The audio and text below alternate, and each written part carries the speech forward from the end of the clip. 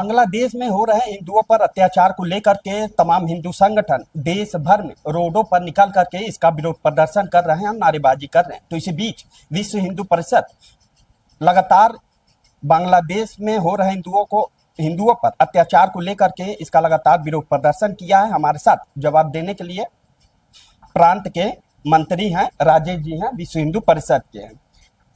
लगातार विरोध प्रदर्शन कर रहे हैं। आवाजें जो हैं, आपकी आवाज यही रह रही है या बांग्लादेश तक आवाजें आपकी जा रही है?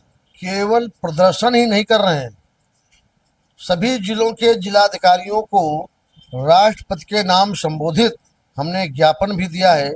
ये बहुत ही दुखद है, किसी भी देश में हिंदू रह रहे हैं, उन पर जब अत्याचार होता है तो पूरी दुनिया का हिंदू दुखित होता है। हिंदू संवेदनशील है, तो इसलिए भारतवर्ष का हिंदू बहुत ही दुखित है। बांग्लादेश के हिंदुओं के साथ जो दुर्व्यवहार हुआ है वह रोका जाए। हमारे ऊपर के अधिकारी, केंद्रीय नेतृत्व, हमारा प्रधानमंत्री और गृह मंत्री से मिलकर के और उनसे भी जो बातें करनी थी वो बातें की हैं।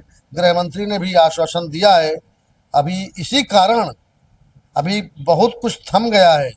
बांग्लादेश में जितना अत्याचार हो रहा था वह उतना नहीं हो रहा है।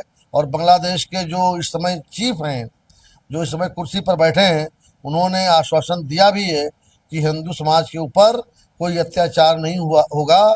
जो मंदिर तोड़े गए हैं, जो घर जलाए गए हैं, उनका हम पुनर्निर्माण करेंगे।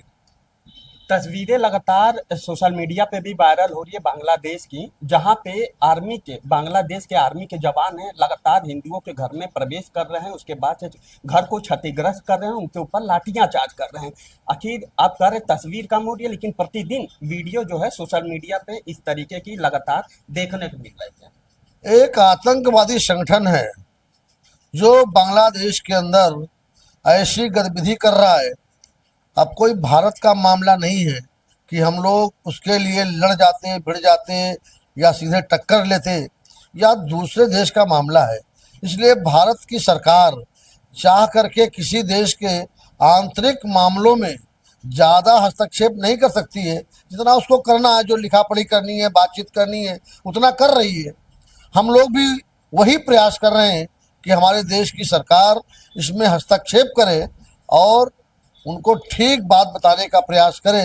लेकिन यह मामला दूसरे देश का है, उनका आंतरिक मामला है, तो उतना हम तो नहीं कर सकते जितना लोगों की अपेक्षा है कि भारत का हिंदू उनके देश में घुस जाए, संघर्ष करने के लगे, या भारत सरकार अपनी फौज भेज दे। तो ऐसा नहीं हो सकता। एक बार यह गलती हमने श्रीलंका के लिए किया था। राजीव गांधी ने अपनी सेना भेजी थी और उसका खामियाजा भारत को भुगतना पड़ा था। ज्ञापन दे रहे हैं, ज्ञापन का जो नतीजा है, जो उसकी पॉजिटिविटी है, वो ज्ञापन का कोई पॉजिटिविटी या उसका नतीजा दिखा दे रहा, क्योंकि लगातार आप लोगों ने ज्ञापन राष्ट्रपति तमाम बड़े बड़े नेताओं को आपने ज्ञापन दिया, उस ज्ञापन का क्या है पॉजिटिव? निश्चित रूप से अभी तक विश्व हिंदू परिषद ने जिन जिन मुद्दों पर ज्ञापन दिया है उसका परिणाम आया है। और मैं तो यह आशा करता हूं कि सभी जिलाधिकारियों ने ज्ञापन प्रेषित किया होगा राष्ट्रपति महोदय को, और इस विषय पर भी सब ज्ञापन गए होंगे। और हमको तो लगता है ज्ञापन ना भी देते तो भी भारत की सरकार संवेदनशील सरकार है और वह कुछ कर ही रही होगी, सोच रही होगी, आगे कुछ निर्णय लेना है तो अब यह सरकार को ही लेना पड़ेगा। हमने उनकी आंख खोलने के लिए, उनको बताने के लिए और यह समझाने के लिए कि भारतवर्ष का हिंदू या बहुत दुखित है, परेशान है इस मुद्दे पर, और वह चाहता है कि भारत की सरकार इस मुद्दे पर और बांग्लादेश से दो टूक बात करे। अगर वह नहीं मानती है तो जिस प्रकार का जो भी संवैधानिक हो वैसा उपाय करे। ठीक है, बहुत बहुत धन्यवाद। तो ये थे हमारे साथ राजेश जी, जिनका साफ तौर पे कहना था कि जिस तरीके से बांग्लादेश में हिंदुओं पर अत्याचार हो रहे थे, हम लगातार इसका विरोध प्रदर्शन कर देते हैं और बड़े बड़े राष्ट्रपति के सहित तमाम जो बड़े देश के नेता हैं उनको हम ज्ञापन सौंप रहे थे। और अभी की जो तस्वीर है बांग्लादेश में, वहाँ पे हिंदुओं पर अत्याचार की जो संख्या है वो कम होती जा रही है, यानी स्थितियाँ जो है वो ठीक होती हुई दिखाई दे रही है। लेकिन हम भारत सरकार से मांग भी करते हैं कि वहाँ से टाइप यानी मेल जुलाव करके वहाँ की स्थितियों को बारीकी से जांचा जाए। जिस तरीके से जो बांग्लादेश में हिंदुओं पर लगातार अत्याचार हो रहे हैं उसमें कमी देखने को मिले। अपने सहयोगी प्रभात श्रीवास्तव के साथ प्रिंस तिवारी, एफिडेविट लाए, गोरखपुर।